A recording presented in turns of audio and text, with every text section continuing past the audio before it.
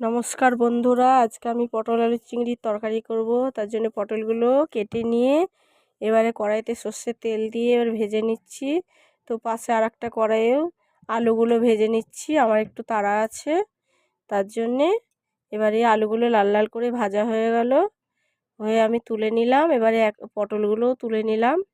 তো এই পটলের তেলেই চিংড়ি মাছগুলো দিয়ে দিলাম।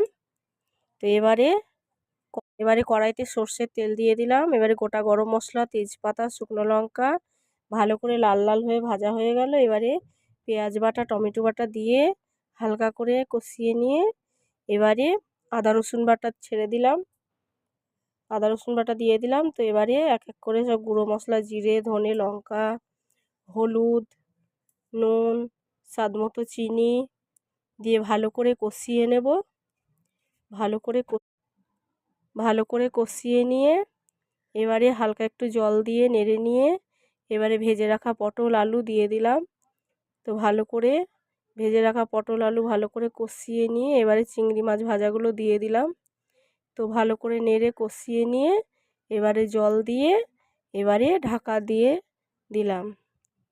তো ঢাকা দিয়ে ক মিনিট পর ফিরে আসছি। তো এবারে আমার রান্নাটা প্রায় হয়ে গেছে।